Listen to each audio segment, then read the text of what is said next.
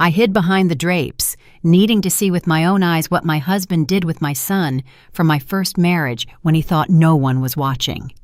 He pulled a thick wad of bills from his pocket and told the boy, "This is for keeping quiet, but if your mother ever finds out the truth, we're done." But to understand how Aisha Harper got to the point of spying on her own family in her own apartment, we have to go back just an hour to when this endlessly demanding day was just beginning to crash. Aisha opened the door with her key as quietly as she could. Normally, she'd burst into the house with noise, grocery bags, and loud greetings. But today, she didn't even have the energy for a deep sigh. A major banquet, the celebration for a real estate development firm's anniversary, that she had been preparing for 2 weeks, had been canceled at the last minute. The client simply called and said the CEO had left on an urgent business trip. The deposit was kept, of course, but the mountains of prepped food, the frayed nerves, and the sleepless nights were all for nothing. Aisha only dreamed of one thing: taking off her tight boots, pouring a hot cup of tea, and collapsing on the couch while the house was empty. It was only 2 o'clock in the afternoon. Her husband, Derek, should have been at the office. He worked as a logistics manager and always complained about his crazy workload. Jerome, her 12-year-old son, who they called JJ, was usually still at his last classes in middle school. The apartment was silent. Aisha took off her shoes, carefully placed her boots on the mat, and was reaching for the hallway light switch when she suddenly heard a voice. The voice was coming from the living room. It was Derek. Her first thought was simple and warm. Her husband had also come home early, maybe taking a day off to surprise her. She wanted to step into the room and hug him, but something in his tone made Aisha freeze. Derek wasn't speaking in the soft, low tone he usually used when greeting her after work. His voice was cold, harsh, with a metallic edge that Aisha had heard only a couple of times when he was yelling on the phone at some incompetent freight drivers. "Do you understand everything?" Derek asked. Aisha instinctively stepped to the side, hiding behind the heavy, dark maroon velvet curtain that separated the foyer from the living room. Her heart hammered somewhere in her throat. She cautiously pulled back the edge of the thick fabric, just enough to see what was happening, but remain unseen. Derek stood in the middle of the room. He wasn't in casual clothes, but his best gray suit, clean-shaven and smelling of expensive cologne. Across from him, hunched over and looking down, stood JJ. The boy was shuffling his feet, fiddling with the strap of his school backpack. He looked scared, like a puppy that had just messed up. Derek reached into the inside pocket of his jacket and slowly, with a strange sense of pleasure, pulled out a thick wad of bills. They were 20s. Aisha almost gasped. She managed the money in their family. Derek always claimed his salary was just enough for gas and small expenses. Where did he get such a large amount? Her husband counted out several bills and handed them to JJ. "Here," he said dryly. "That's your cut for keeping silent. But if your mother finds out the truth, it's all over. Do you hear me? Everything will crash and you'll go back to your deadbeat dad and I'll walk away." JJ looked up at his stepfather. His eyes held no childish joy at receiving pocket money. They held a sticky adult fear. He took the money with trembling hands and quickly, crumpling it up, stuffed it into the side pocket of his backpack. "I understand, Uncle Derek," the boy whispered. "Not Uncle Derek.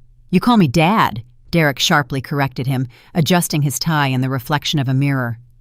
"I'm doing more for you than anyone else. All right, I've got to go, and remember, zip your mouth. Aisha Harper needs to sleep easy." Derek grabbed his leather briefcase and headed for the exit. Aisha pressed herself against the wall behind the curtain, holding her breath. She heard her husband walk 3 feet from her, heard the jingle of keys and the click of the front door lock. Only when Derek's footsteps faded on the stairs could Aisha exhale. But it was a breath not of relief, but of fury. The fear vanished. It was replaced by adrenaline, which hit her head like a hot wave. Her hands were shaking, but her mind was suddenly crystal clear. She stepped out of her hiding place. JJ was still standing in the middle of the room, still wearing his jacket, staring at the floor. Seeing his mother, he flinched so hard it was as if he'd received an electric shock. His face instantly went pale, the color of chalk. "Mom!" His voice broke into a squeak. You're supposed to be at the banquet." Aisha didn't waste time explaining. She walked up to her son. Her gaze lacked the maternal softness he was used to. Standing before him now was a woman who had carried her family and her business for years, and who had just witnessed a betrayal. "Give me your backpack," she said quietly, but in a way that made arguing impossible. JJ instinctively pressed the bag against his chest, taking a step back. "No, Mom. There's nothing in there. It's for lunch money." "The backpack. Now." Aisha didn't wait. She lunged forward and sharply yanked the strap. The boy was weaker, and the backpack ended up in her hands. JJ began to cry, but not loudly. It was a resigned, silent crying, covering his face with his hands. Aisha walked over to the table and flipped the backpack upside down. Textbooks, notebooks, a pencil case, and his gym shoes tumbled onto the tablecloth with a loud thud. And then the crumpled wad of money Derek had given him fell out. Aisha tossed the bills aside. She'd deal with the money later. She was looking for the reason. Drugs, vaping supplies, stolen cell phones. Why would an adult man pay a 12-year-old child so much money to keep quiet? She started rummaging through the backpack pockets. Her fingers found something hard and metallic. Aisha pulled out a set of keys. They weren't the keys to their apartment. A tag on the key ring had a number written on it with a black marker.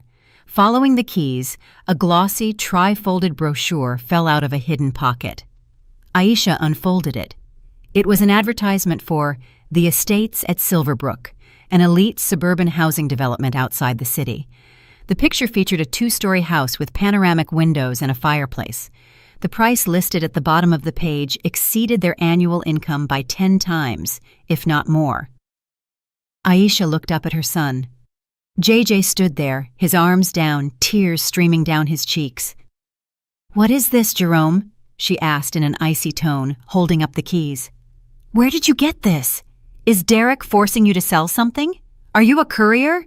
Answer me." JJ sobbed and shook his head. "No, Mom, no. It's not drugs, honestly." "Then what? What is he paying you for? Where did these keys come from?" The boy took a deep breath, realizing that denying it was useless. Derek was gone, and his mother was here, and she was scarier than any threat from his stepfather.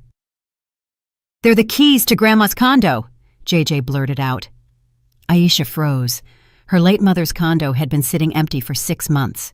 They had planned to start renovations in the spring to rent it out or sell it.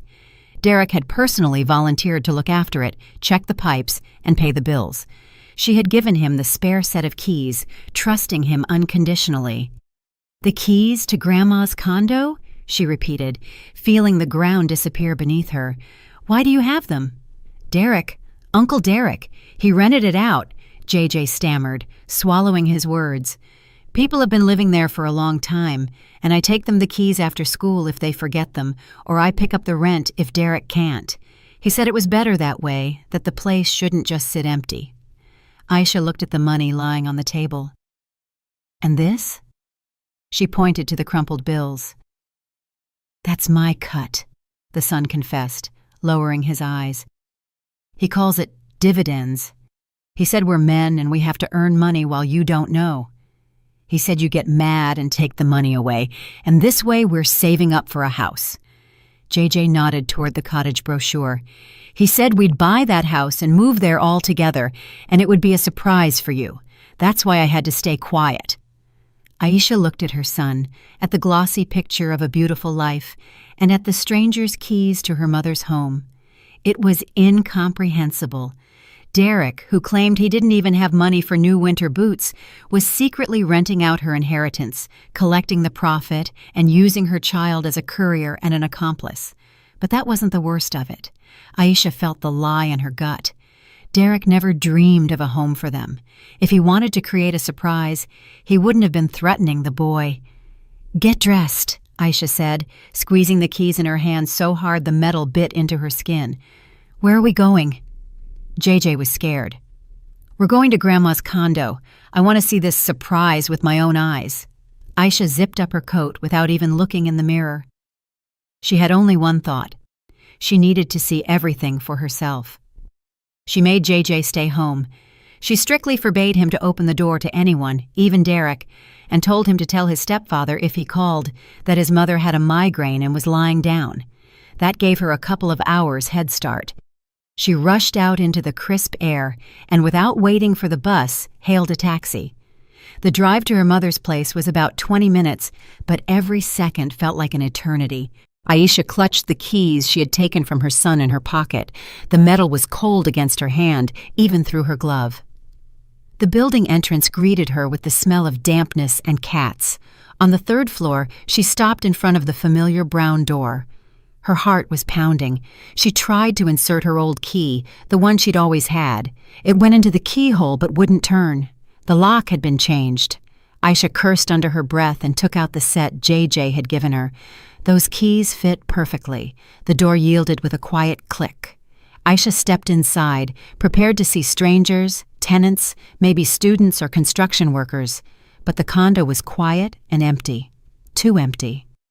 Aisha flipped on the light in the hallway and gasped. The antique Victorian mahogany chest, which her great-grandfather had brought over before the war, was gone. The mirror in the carved frame was gone too. She rushed into the living room. The room where she had spent her childhood, where the oak table stood, around which the entire family used to gather, was empty. No china cabinet, no sofa, no paintings. Bare walls with patches of faded wallpaper stared back at her with silent reproach. All the family heirlooms, everything that constituted the memory of her family, had vanished. Instead of furniture, cardboard boxes were stacked along the walls, dozens of boxes sealed with tape. Aisha walked up to one and tore the tape. Inside, packed in styrofoam, were brand new laptops. Another box contained the latest model smartphones. A third held some kind of circuit boards and graphics cards. This was not a rental property, it was a warehouse. Derek had turned her late mother's home into a transfer point for some kind of illicit electronics. Aisha began to tremble.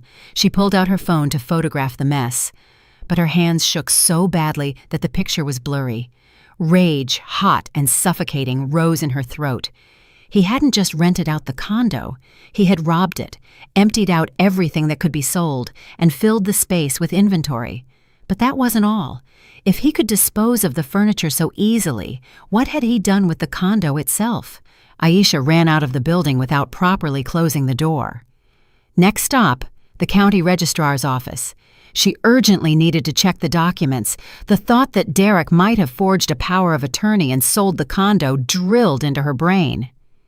At the registrar's office, there was a line as usual, but Aisha saw a familiar face in window number 5.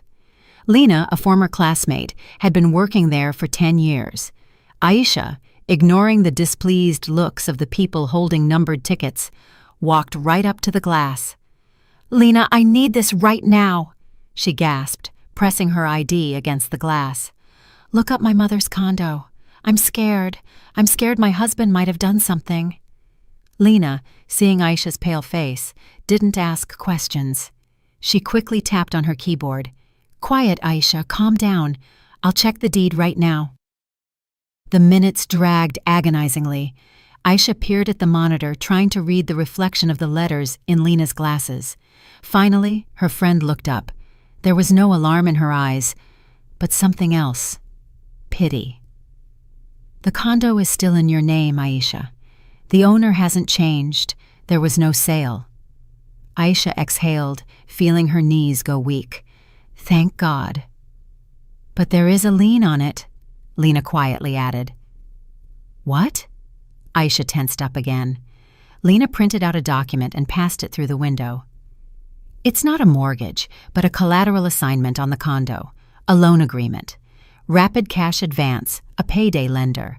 The amount, Aisha, the amount is huge, $150,000. Aisha stared at the paper. $150,000, collateralized by the condo. Date of the agreement, 1 month ago. Signature, Derek Thorne. "How could he put a lien on my condo?" Aisha asked, her voice tight. "Did he have a general power of attorney?" "No. It says here he acted as a guarantor, And you, Aisha, your signature is here too.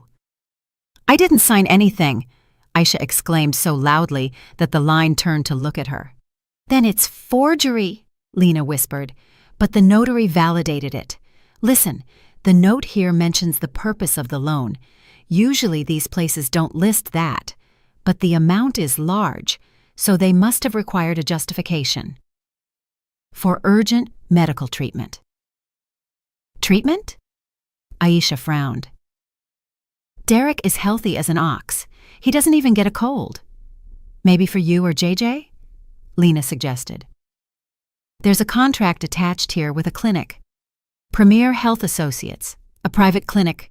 Here's the contract number. Aisha snatched the paper. Her head was a mess. Derek stole things, turned the condo into a warehouse, forged her signature, and took out a $150,000 loan at crazy interest, risking the only property she had left from her parents. And all this was for treatment. She moved to a quiet corner of the hall and dialed the number for the clinic listed on the printout. The phone rang for a long time. Finally, a pleasant female voice answered, Premier Health Associates. This is Olga at the administrative desk. How can I help you? Hello? Aisha tried to sound steady. I'm calling about contract number 4518. Payment was made by Derek S. Thorne. I need to clarify the details of the upcoming surgery. One moment. The administrator rustled her keyboard. Yes, I see the payment. Received in full. The heart surgery is scheduled for next Tuesday. The surgery is for whom? Aisha asked, holding her breath. For your husband. Oh no, what are you saying? The woman sounded surprised. Derek S. Thorne is the payer. The patient is a child. Aisha felt the floor drop out from under her. A child. JJ was healthy. What child? She whispered. Ashton Thorne, age 3, the administrator clearly stated. Diagnosis? Congenital heart defect. Are you the mother? You need to sign the anesthesia consent form. Aisha dropped the phone. It hit the tile floor with a dull thud, but the screen didn't break. She stood there looking at her reflection in the dark window glass. Ashton Thorne, 3 years old. Derek had a son who carried his last name and his middle name. A son for whom he had robbed her, sold the memory of her ancestors, and put a lien on the condo. A son whose existence she had only just learned about, standing in line at the registrar's office with a stranger's loan report in her hands. Aisha picked up the phone with shaking fingers, ignoring the cracked screen protector. Only one thought pulsed in her head. Find them, see them, make sure this wasn't a mistake, not a nightmare. The clinic contract listed the patient's address. Forest Lane, number 12. It was a new development on the other side of the city, where people who had everything lived. She left the registrar's office and jumped into the first taxi she saw. Forest Lane, and make it fast, she tossed to the driver, without even asking the price. The whole way, she looked out the window but saw neither the snowy streets nor the traffic. All she saw was the name Ashton Derek Thorne. 3 years old. This hadn't started yesterday. 3 years of lies.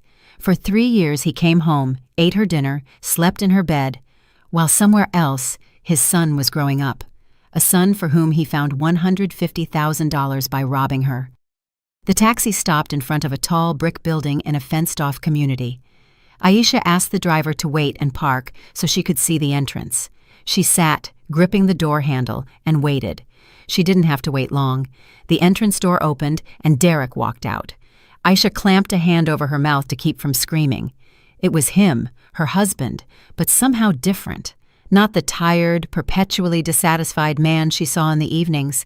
He was smiling broadly, openly.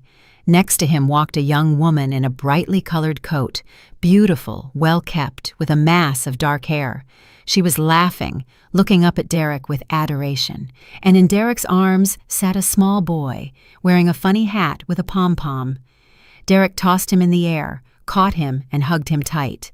The child burst into ringing laughter, which Aisha felt she could hear even through the closed car window. Derek kissed the woman on the cheek, then on the lips, a long, tender, proprietary kiss. Then he set the boy down, ruffled his hair, and headed toward his car, parked nearby. The woman and child waved goodbye. This was a family, a real, happy family, and Aisha was just a resource, a wallet. "Let's go," she said hoarsely to the taxi driver. "Take me home." All the way back, fury boiled inside her. She imagined walking into the apartment, throwing Derek's things in his face, and kicking him out into the cold. She rehearsed the sharp, angry words that would destroy him. When she opened her apartment door, the smell of fried meat hit her. Derek was home. He was sitting in the kitchen at the table, holding his head in his hands. A half-empty bottle of bourbon and a plate of untouched dinner sat on the table. He looked crushed, aged by 10 years. Aisha froze in the kitchen doorway, not even managing to take off her coat. All her rehearsed speeches got stuck in her throat. Derek looked up at her with red, inflamed eyes. "Aisha," his voice trembled. "You're here. Thank God." He didn't look like the happy man she had seen 30 minutes ago. Now before her sat a man on the brink of despair. An actor, Aisha thought.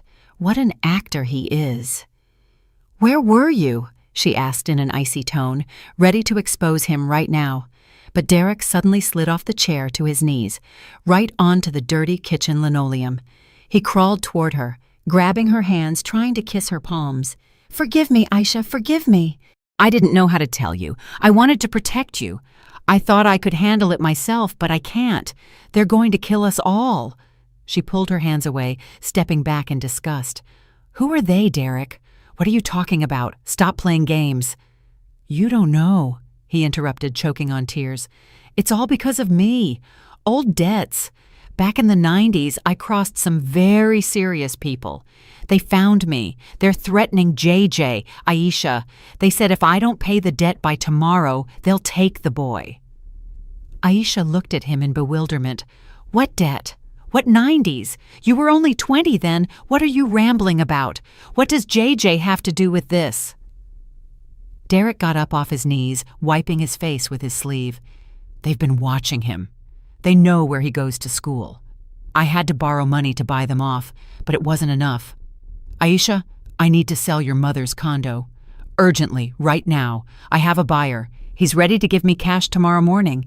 It's the only way to save JJ." Aisha smirked. So this was the goal, the condo. He wanted to sell it quickly before she found out about the lien and his son. "You're lying," she said calmly. "There are no gangsters. You just want the money."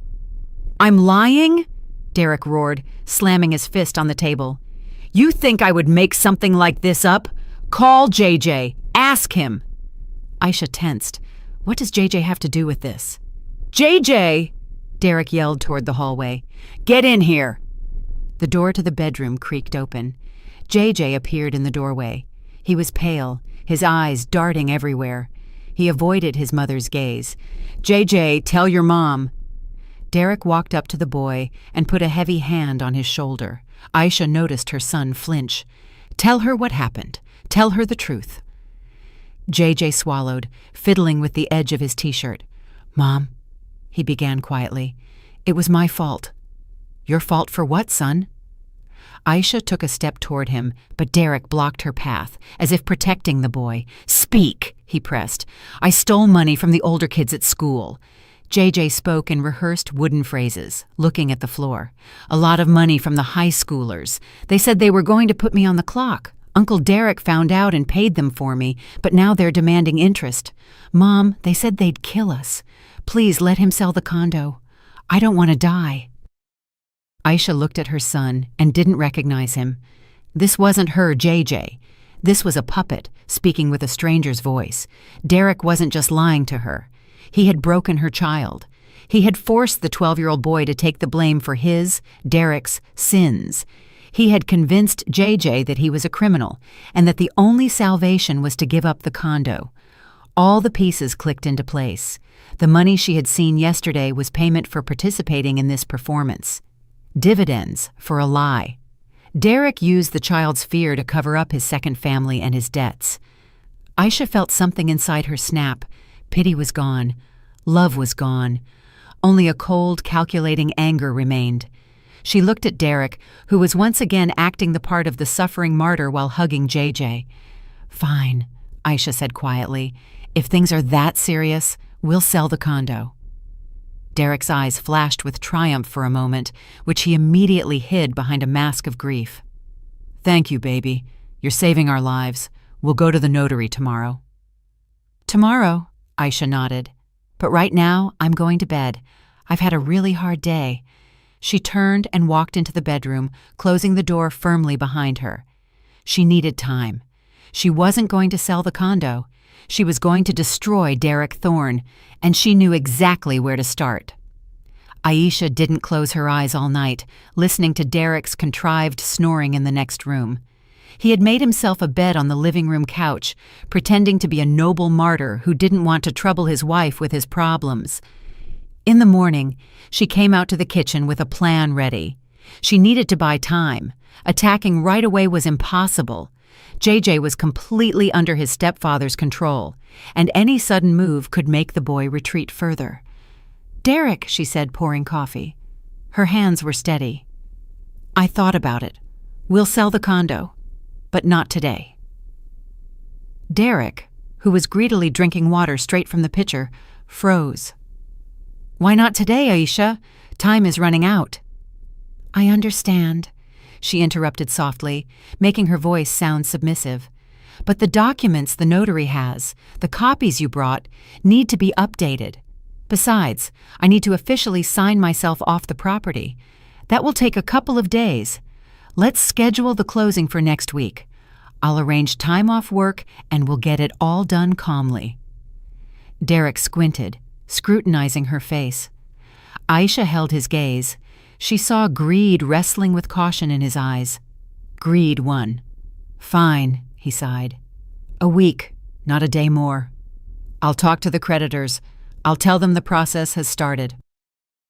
As soon as Derek went into the shower, whistling a cheerful tune, apparently anticipating victory, Aisha grabbed her phone and dashed out onto the landing. She knocked on her neighbor's door. Mrs. Claudette Monroe didn't open it right away. The old woman was in an old robe, but her gaze was sharp and clear.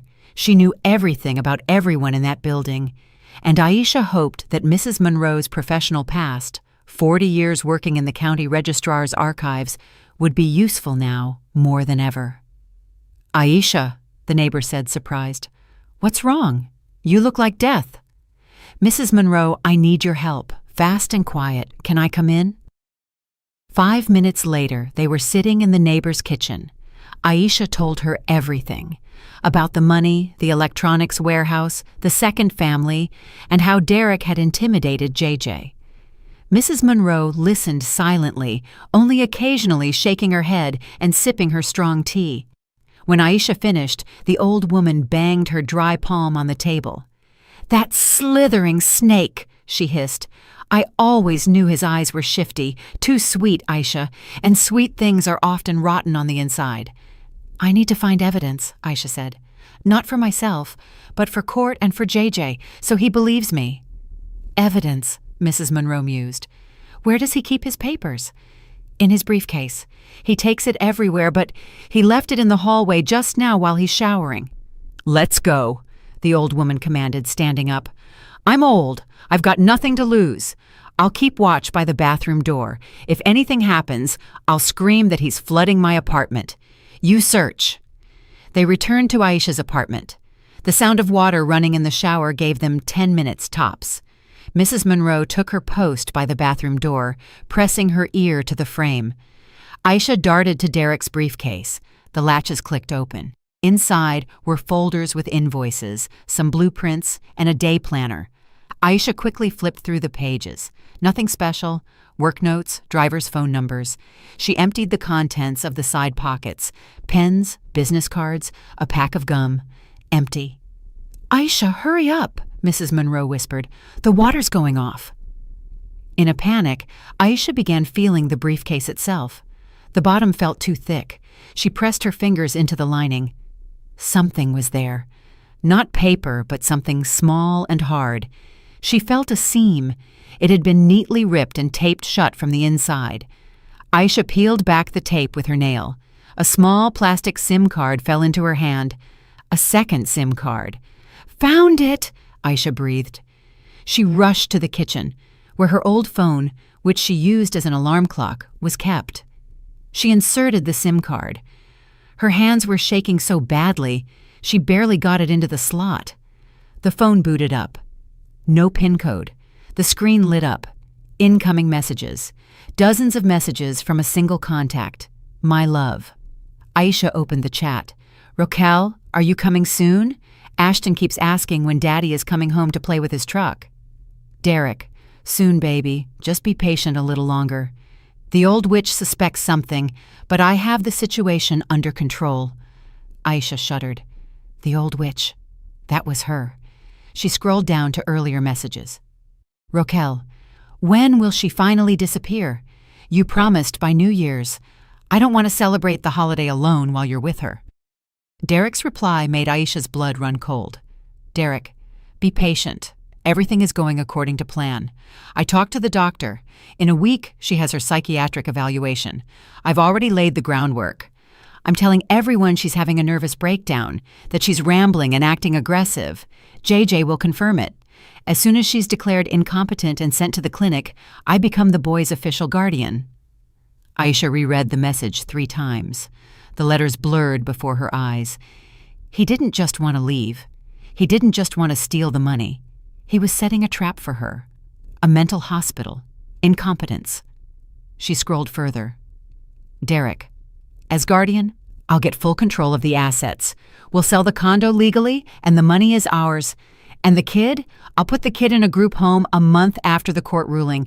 I'll say I can't handle him, that he's gone off the rails like his mother. No one will say a word." Aisha covered her mouth with her hand to keep from crying out. A group home. He was planning to discard JJ like a useless item as soon as he got the signatures on the documents. The sound of the shower water stopped. She heard the latch opening. "Aisha!" Mrs. Monroe's loud whisper snapped her out of her stupor. "He's coming out!" Aisha instantly pulled out the SIM card, shoved it into the pocket of her jeans, and threw the old phone back into the drawer. She managed to slam the briefcase shut and toss it onto the table at the exact second the bathroom door opened. Derek walked out in a cloud of steam, toweling his head. He was flushed and pleased with himself. "Oh, Mrs. Monroe." He faked a welcoming smile, seeing the neighbor in the hallway. "What brings you here?" "Came to ask for some salt." The old woman looked at him as if he were a cockroach in her soup. "Just checking in, Derek, to ask when you're going to pay your share for the hallway repairs. Everyone else has paid, but you keep stalling." I'll pay, Mrs. Monroe." He waved her off, walking into the kitchen. "Soon we'll have plenty of money. I'll tile the whole building with gold." He winked at Aisha. "Right, baby?" Aisha stood leaning against the wall, feeling the small plastic card burn in her pocket. The proof of his treachery, the proof that her life and her son's life hung by a thread. "Right," she said, looking him straight in the eye. "Everything is going to change soon, Derek. You have no idea." Inside her, there was no more fear, no more doubt. The plan that had been developing in her mind became clear and ruthless. She wouldn't let him send her to a mental hospital. She wouldn't give him her son. She would destroy him with the very same lies he had used to entrap them all. "Mrs. Monroe," Aisha said firmly, "let's go. I'll give you the money for the repairs. I have some set aside." The neighbor nodded, understanding her without words. They left the apartment, leaving Derek to enjoy his triumph, which he believed was already in his pocket. But he didn't know that Aisha had just declared war, and in this war, she wasn't taking any prisoners. The door closed behind Mrs. Monroe, and Aisha finally allowed herself to exhale. But it was not a sigh of relief. It was more like a battle cry caught in her throat. There was no more time for tears. Every minute of delay brought her closer to a psychiatric clinic, and JJ closer to a group home. "Mrs. Monroe," Aisha said, looking at her neighbor with a hard, unfamiliar gaze, "I need your computer and total silence. We're setting up headquarters." The old woman nodded silently and led her into a small room lined with bookshelves. Aisha sat down at the old laptop, The first thing she did was log into her online bank. Her fingers flew across the keyboard. She transferred all her personal savings, the money she had saved for JJ's college fund, to her aunt's account in another city. Derek knew about the account but didn't have access. Now the money was safe. Then Aisha took a small professional voice recorder from her purse, a remnant from her days as a paralegal assistant. She checked the battery. Full. "I'm going to record everything," she told Mrs. Monroe. "Every word he says, every sigh. He wants to make me look crazy? Fine, I'll play along." That evening, Aisha put on a show. When Derek returned from work, she met him in a disheveled robe with smudged mascara under her eyes. She walked around the apartment, moving vases from place to place, muttering something under her breath, and then suddenly starting to weep. "Aisha, what's wrong?" Derek looked at her with feigned concern, but a smirk lurked at the corners of his mouth. He took out his phone and subtly began recording her. "I don't know, Derek," Aisha wailed, wringing her hands. "I think those gangsters are following us. They're here.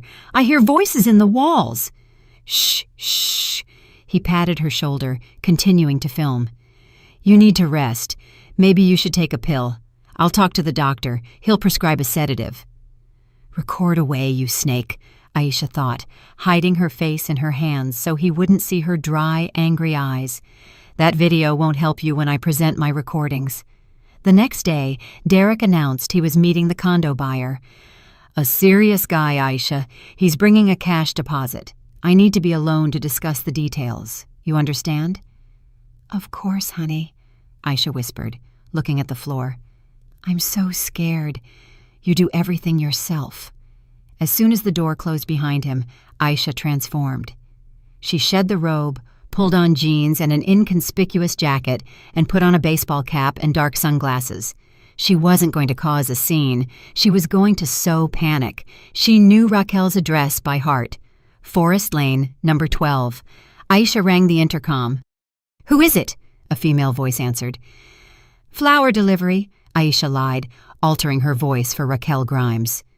The door buzzed open. Aisha went up to the 3rd floor. Her heart was racing, but her hands were cold and steady. She pressed the doorbell. Raquel opened the door. In a house robe with a child in her arms, she looked cozy and domestic, nothing like a predator stealing other women's husbands.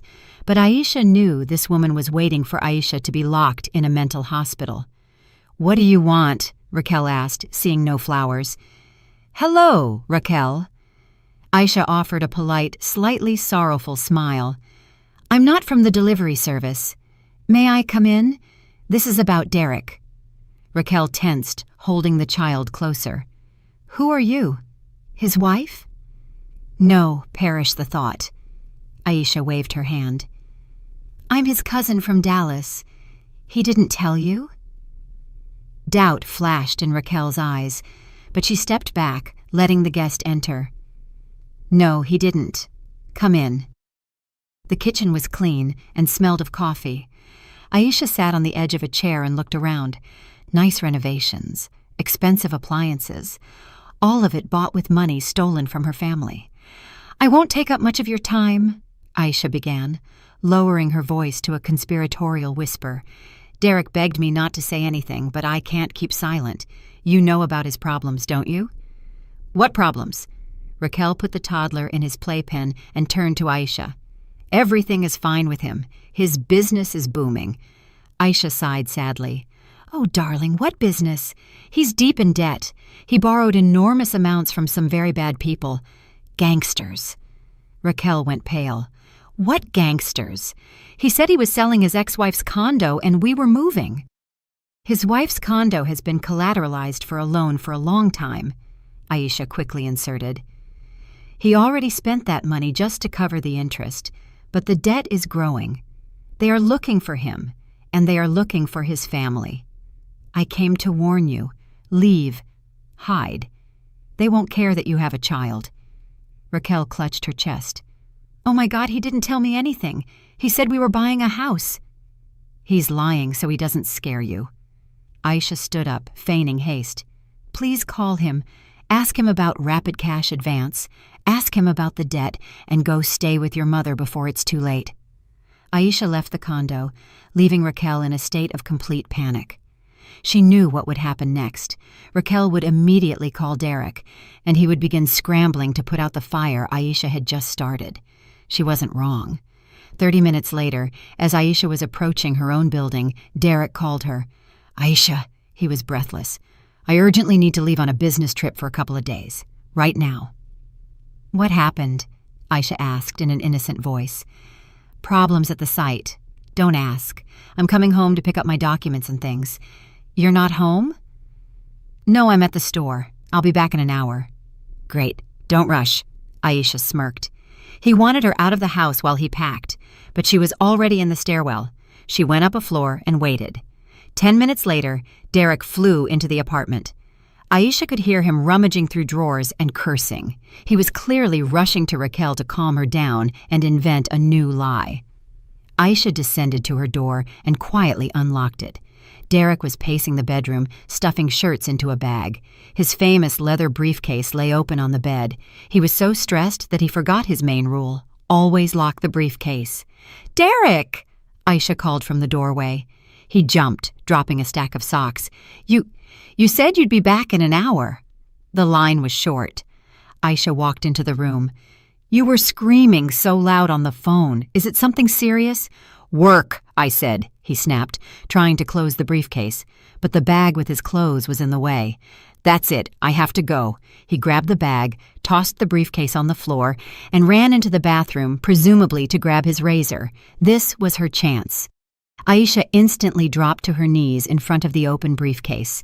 Among the papers was a thick notebook with a black cover. She had seen it before, but Derek always said it was his journal for ideas. Aisha opened the notebook. It wasn't a journal, it was an accounting ledger. The pages were filled with Derek's neat handwriting. Dates, amounts, names. October 15. Bribe to child services, $5,000 for a report on family instability. November 20, warehouse rent, $300, profit from electronic sale, $20,000. December 1, loan payment, $10,000. Aisha flipped through the pages, photographing each one with her phone. Her hands were shaking, but she forced herself to focus. And then she saw the entry that made her vision darken. December 10, auto purchase, Toyota Camry, $32,000, registered to RG Gift for RQ. Source: Rapid Cash Advance Loan, collateralized by A.H.'s condo. Legend: son's heart surgery. Aisha clamped her hand over her mouth to stop herself from screaming. The child was healthy. Ashton was healthy. There was no surgery. Derek took out a loan using her condo as collateral, claiming he was saving a dying son, and bought his mistress a car. $32,000. She remembered JJ, how he'd worn old boots with peeling soles all winter. Derek would say, "There's no money. Be patient. A man has to be tough." JJ came home with wet feet, coughing, but stayed quiet, afraid to ask for new shoes. And all this time, Derek was buying Raquel a Toyota with money he stole from JJ and Aisha. Aisha heard the sound of the toilet flushing. Derek was coming out of the bathroom. She slammed the notebook shut, threw it back into the briefcase, and jumped toward the closet, pretending to search for something on a shelf. Derek stormed into the room, grabbed the briefcase without even checking it. "That's it? I'm gone," he threw out as he rushed out the door. "Don't call me, I won't have service. When I get back, we'll sort out the condo." The door slammed. Aisha slowly sank onto the bed. The rage that had been boiling in her all these days suddenly became cold and hard, like steel. He wasn't just a thief. He wasn't just an adulterer. He was a monster who skimped on her son's health to buy toys for his mistress. Aisha looked at her phone screen, where a photograph of the page from the ledger was glowing. "Well, Derek Thorne," she whispered into the empty room, "you wanted a New Year's gift. You're going to get it." She dialed Mrs. Monroe's number. "Gather everything we found," Aisha said, "and call your friend at the district attorney's office. We have everything. Fraud, forgery, bribery. But first, we're going to have a party. An anniversary he'll never forget. Aisha hung up the phone and looked at the calendar hanging on the wall. Derek's 40th birthday was circled in red marker. He had been demanding this celebration for 6 months. The anniversary must be royal, Aisha. I need to show everyone who I am, he had boasted. Well, he would get his royal anniversary. All the following week, Aisha was the picture of the perfect wife. She rushed around the city, booking the restaurant, finalizing the menu, choosing the decorations. Derek, who had returned from his business trip, in reality hiding out at Raquel's until she calmed down, watched her with mild suspicion, but his vanity was stronger than his caution. "You're doing great, sweetie," he said, patting her on the shoulder. "I see you're trying. You finally understand who's the man of the house." "Of course, darling," Aisha smiled, hiding the guest list behind her back, a list she had just made a couple of very interesting changes to. She invited everyone, his boss, Mr. Peter Henderson, who had long been eyeing Derek over rumors of shady deals, his colleagues, whom Derek liked to boast to about his non-existent wealth. She even sent an anonymous invitation to the office of the Rapid Cash Advance Microfinance Company, hinting that their debtor would be celebrating lavishly, but she saved the main ace for last. Aisha found a phone number in an old notebook of Derek's that he thought was long lost. It was the number for his mother, Gail Thorne, a woman with a tough country backbone who had raised 3 children alone and couldn't tolerate lies. Derek hadn't spoken to her in 5 years. He told Aisha that his mother had become an alcoholic and cursed him. When Aisha finally reached the remote number, a neighbor picked up and called Gail. The conversation was short but informative. It turned out Derek had been sending his mother letters in which he tearfully begged for money because his wife, Aisha, had supposedly died of cancer, leaving him with a stepchild, and he had spent everything on the funeral. Gail had sold her last cow and sent him her pension every month, mourning her poor daughter-in-law. "I'm alive, Gail," Aisha said into the phone, "and I'm inviting you to your son's anniversary party. Please come. I'll pay for the ticket. You need to see how he mourns." A silence hung on the other end, and then a voice came through that gave Aisha chills. "I'll be there, daughter. Meet me at the airport." There was one last touch. Raquel. Aisha bought a new SIM card and sent Raquel a message. "Your beloved is throwing a huge party at the Grand Ballroom at the Imperial. He's going to announce his engagement to his new flame. If you want to keep your family, show up and claim your rights. He's just too shy to introduce you." The morning of the anniversary began with a flurry. Aisha was running around the apartment, steaming Derek's suit. He stood in front of the mirror, admiring himself. "Aisha," he said suddenly, turning to her. The metallic edge was back in his voice. "Today is a big day. I want to be sure you won't pull any stunts. Where are the condo documents?" Aisha froze with the iron in her hand. "The documents?" "Yes, the deed of gift. JJ said he signed all the forms. I need the original. I want to announce at the banquet that we're expanding. It'll boost my status." Aisha put down the iron. "They're in the folder, Derek, that blue folder on the chest of drawers. I prepared everything." Derek smiled predatorily and walked toward the chest. There lay a thick folder with gold embossing. He picked it up, feeling the pleasant weight of the paper. "Open it. Check it," Aisha suggested, her heart skipping a beat. If he opened it now? Derek reached for the latch, but then his phone rang. "Yeah?" he barked into the receiver. "Mr. Henderson, of course. We're waiting. Yes, everything will be first class." He winked at Aisha, tucked the folder under his arm without opening it. "Fine, I trust you. You're not stupid. You know our future depends on this, right? Let's go. The guests are gathering." Everything sparkled at the Grand Ballroom at the Imperial. Crystal, gold plating, waiters in white gloves. Derek sat at the head table, gleaming like a polished kettle. Next to him, in the place of honor, lay that very folder. He kept stroking it, as if it were a pet cat. Aisha sat beside him, smiling modestly. She watched the guests enter. There was his boss, Mr. Henderson, scowling but carrying a large bouquet. Here were his colleagues, whispering and glancing at the lavish table. And here were two burly guys in leather jackets who sat at a far table and ordered only water, the collectors from Rapid Cash Advance. Derek noticed nothing. He was drunk on his own importance, even before the first drink. "Friends," he proclaimed, standing up with a glass. "I'm happy to see all of you. Today I want to propose a toast to success, to the fact that a real man always gets what he wants." The guests clapped weakly. Aisha looked at her watch. Time. The restaurant doors flew open. Standing in the doorway was a small, frail old woman in a simple scarf and an old coat, but with such an expression on her face that the security guard didn't dare stop her. In her hand, she clutched a heavy, knotted walking stick. The room fell silent. Derek, who was just raising the glass to his lips, froze. His eyes widened. "Mom!" he gasped. Where did you come from?" Gail Thorne walked slowly toward the table. The sound of her stick hitting the polished floor was like the sound of a judge's gavel. "From the grave, son," she said loudly. "I came to see your funeral. You wrote that you buried your wife and begged for money." She looked around. "But I see your wife is sitting right here, alive." A murmur went through the room. Derek went pale. "Mom, what is this? You've got the wrong person. This is someone else." "Someone else?" Gail repeated, walking right up to the table. "And my last savings, the money I sent you for the burial, did that go to someone else too? Or did it pay for this fancy suit?"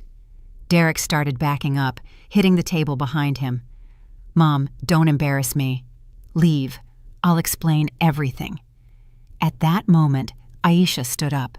She took the folder that Derek had guarded so closely from the table. "Derek Thorne wanted to make an important announcement," she said loudly, addressing the room. "He wanted to show you documents that confirm his success." Derek snatched the folder from her. "Yes!" he shouted, trying to regain control. "Here, I bought a new condo. I'm the owner." He ripped open the folder's clasp and, smiling triumphantly, shook the contents out onto the table. But instead of a deed of gift, completely different papers tumbled onto the pristine tablecloth. On top was a divorce petition. Beneath it was a police report detailing fraud, and a copy of a restraining order against Derek Thorne forbidding him from approaching Aisha and Jerome Harper. Derek stared at the papers. His smile dissolved into a grimace of horror. "What is this?" he whispered. "Where is the deed? Where are JJ's signatures?" "JJ didn't sign anything, Derek," Aisha said in an icy tone. "JJ is a smart boy. He gave the originals to me. And this is your future. Prison." Derek looked up at her, his eyes filled with hatred. You witch! I'll destroy you!" He lunged, but his arm was snatched out of the air. Gail Thorne, despite her age, had a grip of iron. "Just touch her, you monster!" she hissed. "I gave birth to you. I'll break your legs myself." Derek struggled, trying to break free, but at that moment, the doors opened again. Raquel burst into the room. She was wearing an evening dress, but tears streamed down her cheeks, and her hair was disheveled. "Derek!" she screamed for the whole restaurant to hear. "Is it true? You lied to me!" Derek froze, caught between his mother, his wife, and his mistress. His perfect anniversary was turning into hell. "Raquel, he began, but Aisha cut him off. "Meet Gail Thorne," Aisha said, gesturing toward Raquel. "This is the woman your son spent your funeral money on, and the condo he stole from me." The room erupted in noise. Derek's boss, Mr. Henderson, got up and headed for the exit, casting a look of contempt at his subordinate. The collectors at the far table took out their phones and started making calls. Derek stood in the middle of the chaos, clutching the useless folder in his hand, and understood that the ground was giving way beneath his feet, but he didn't know the worst was yet to come. Aisha pressed a button on a small remote she had hidden in her pocket. The projector screen behind Derek, which was supposed to be displaying slides of his successful life, flickered to life. The projector screen behind Derek came alive. Instead of the promised slides of his career highlights and family idol, a grainy video appeared on the white cloth. The image was slightly blurry, shot from behind a curtain, but the audio was crystal clear. The entire room, still buzzing from the scandal with his mother and mistress, instantly fell silent. On the screen, Derek stood in the middle of the living room, handing JJ a wad of money. His voice, amplified by the restaurant's powerful speakers, hit the attendees' ears like a slap. "Here's your cut for keeping silent. But if your mother ever finds out the truth, it's all over, and you'll go back to your deadbeat dad, and I'll walk away." Derek, standing in the center of the room, turned to the screen. His face became the color of dirty snow. He tried to block the projector with his back, waving his arms. "Turn it off!" he screamed. "It's a fake! It's a deep fake! Turn it off right now!" But the video changed to the next clip. Now it was an audio recording superimposed over a photograph of Derek kissing Raquel by her apartment entrance. The voice was the same, smooth and self-satisfied. "The kid's dumb as a rock. He believes everything I feed him. As soon as we get the cash for the condo, I'm putting him in a group home. I'll say he ran away. My only heir is Ashton. And these two? They're just trash, resources." A dead silence fell over the room. Even the clinking of forks stopped. People looked at Derek not as a birthday boy, but as a pariah. His boss, Mr. Henderson, slowly rose from his seat, fastidiously brushing off his suit jacket as if the air in the room had soiled him, and headed for the exit without even looking at Derek. Derek looked around, hunted. He sought support, seeking at least one sympathetic face, but saw only disgust. And then the silence was shattered by Raquel's hysterical scream. "A resource?" she shrieked, pushing her way through the crowd of guests. "I'm a resource to you? You said you loved me. You said the car was a gift from the heart, not stolen money." She flew at him and dug her manicured nails into the lapel of his jacket. "You lied to me about the gangsters. You lied to me about your business. You were just using all of us this entire time. Where's my car, Derek? Where's my house? Or did you put a loan on me too?" Derek tried to push her away. "Raquel, shut up! Not here! You don't understand!" He didn't get to finish. From the other side, Gail Thorne approached him. The old woman, leaning on her stick, suddenly straightened, and such fire blazed in her eyes that Derek instinctively hunched his shoulders. "Doesn't understand?" she quietly repeated, but her voice cut through even Raquel's sobs. "Well, I understand everything, son. I understand that I didn't raise a man. I raised a snake. I sent you my last pennies, eating bread and water myself. I thought you were suffering. And you're here, swapping women and robbing children?" She swung her heavy knotted walking stick with all her might, hitting him directly across the face. The blow was dull and terrifying. Derek howled, clutching his broken cheek. Blood spurted from his nose, staining his crisp white shirt and expensive tie. "Mom, are you crazy?" he screamed, recoiling and knocking champagne bottles off the table. "I have no son anymore." Gail cut him off and spat at his feet. Derek, bloody, humiliated, and cornered, suddenly fixed his frantic gaze on JJ, who had been sitting quietly at the table. "It was you?" Derek hissed, pointing at the boy. "You set all this up, you little creep. You stole the money. You forced me. You blackmailed me, people." He turned to the guests, throwing his hands out in a theatrical gesture. "You don't understand. This kid is a monster. He's a thief. He's an addict. I was trying to save him. I covered for him, and he set me up." Aisha wanted to stand up and shield her son, but JJ moved faster. He slowly rose from his seat. He was no longer shaking, and he wasn't crying. He picked up the microphone the host had left on the table and walked to the center of the room, right up to Derek, a 12-year-old boy against a grown man. But at that moment, JJ seemed taller and stronger. The room fell silent again. "I am not a thief," JJ said into the microphone. His voice was calm, almost emotionless, but in that calmness was a frightening, adult strength. "And I am not an addict. I just wanted my mom to be happy, and you said you would kill her if I didn't stay quiet." Derek lunged for him. "Shut up, you brat!" But his path was blocked by Mrs. Monroe. The neighbor stepped out of the shadows, holding a weighty folder of documents. "Don't you dare," she said, "or I'll add assault on a minor to your sentence." JJ looked at his stepfather and continued.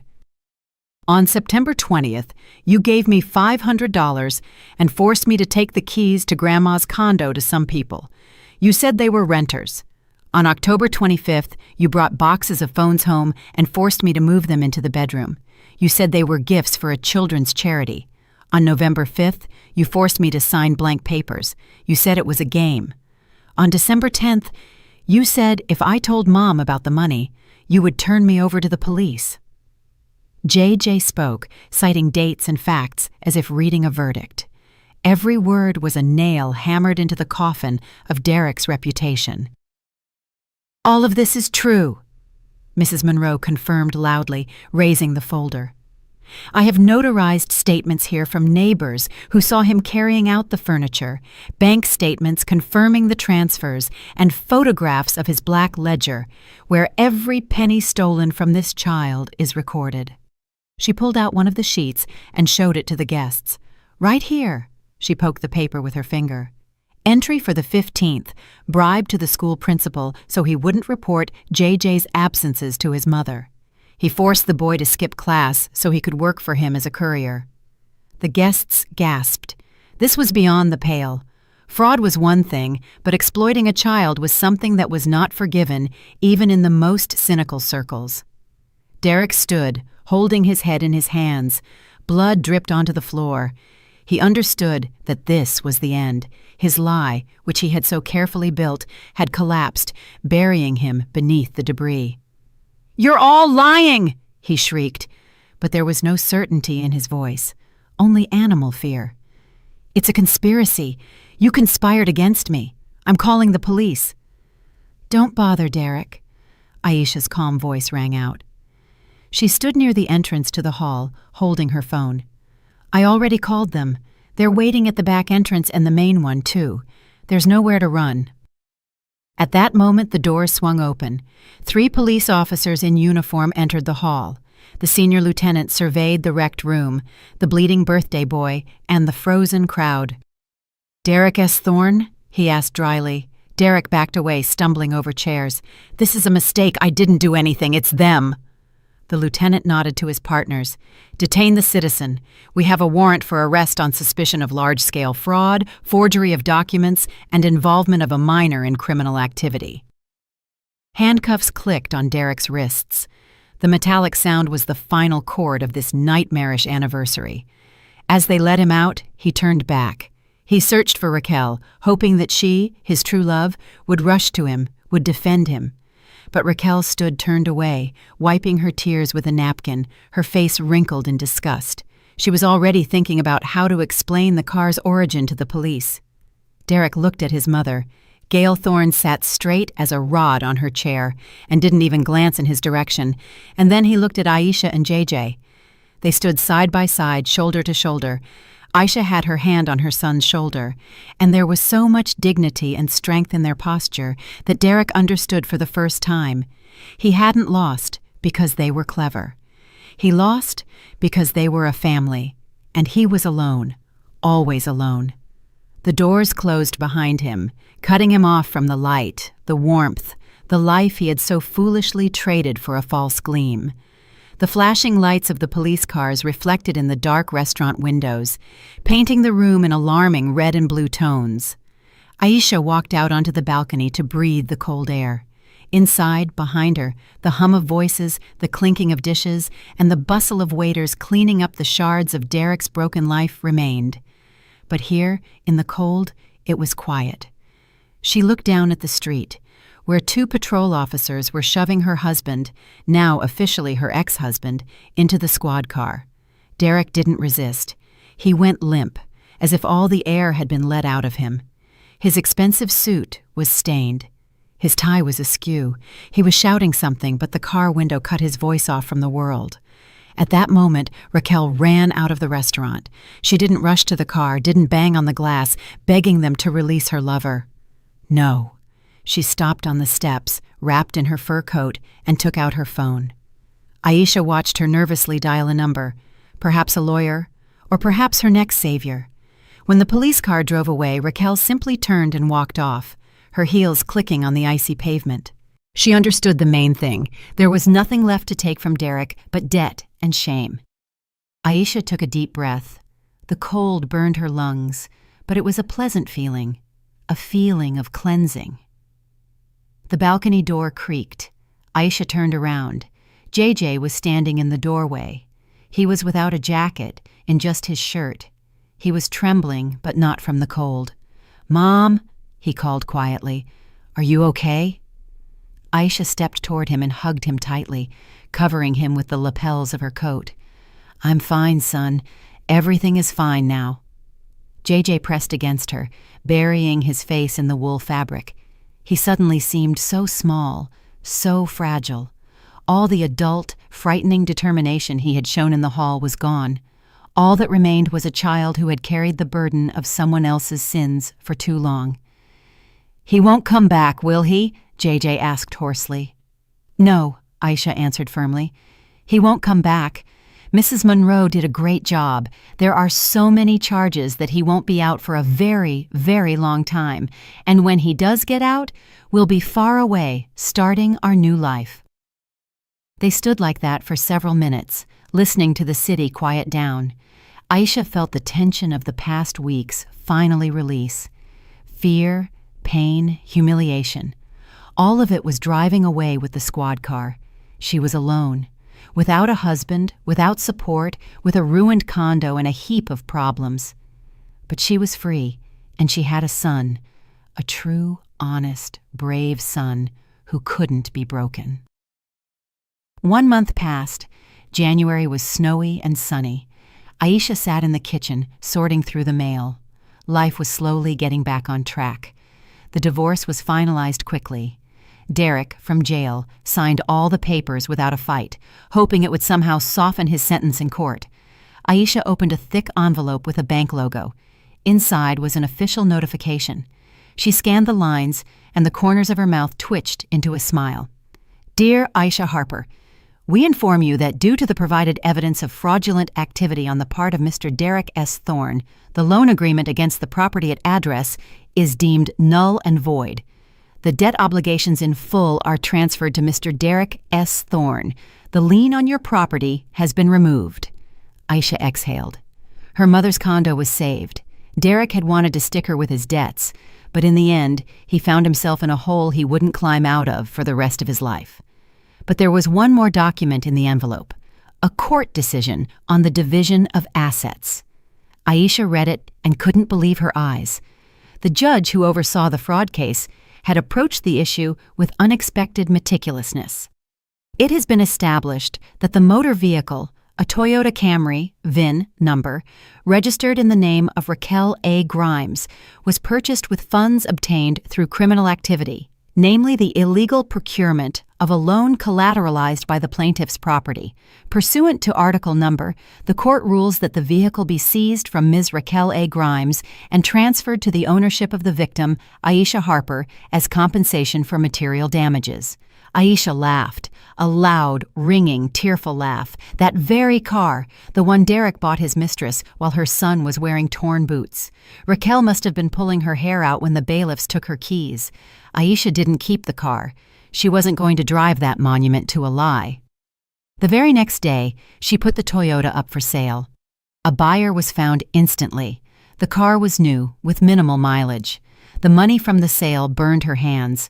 Aisha knew exactly where to spend it.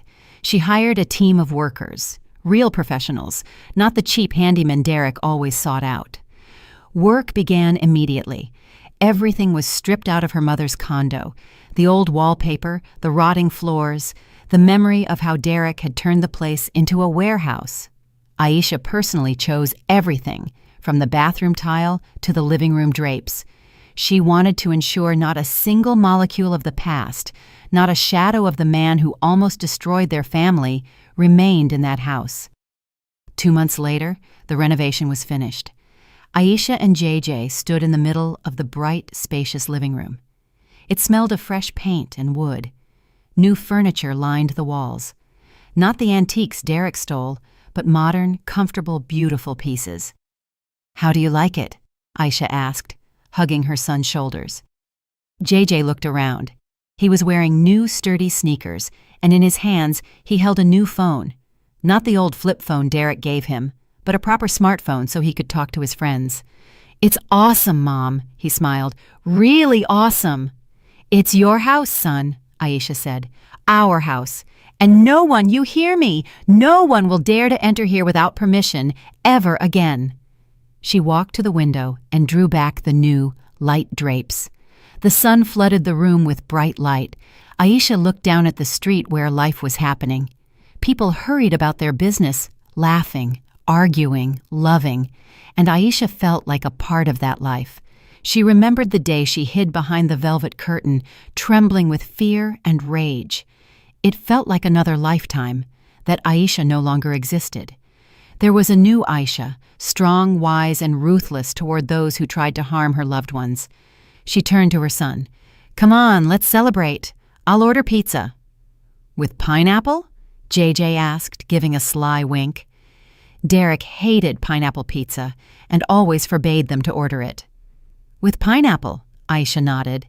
"And the biggest one they have." They laughed. The laughter echoed off the new walls, filling the condo with joy.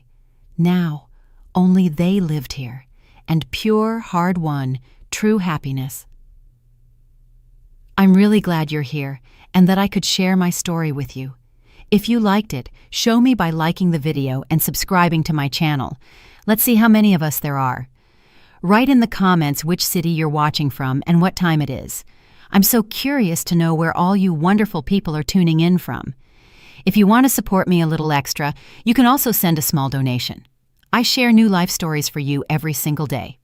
And now, 2 of my most popular stories will pop up on the screen, so you can choose what to watch next.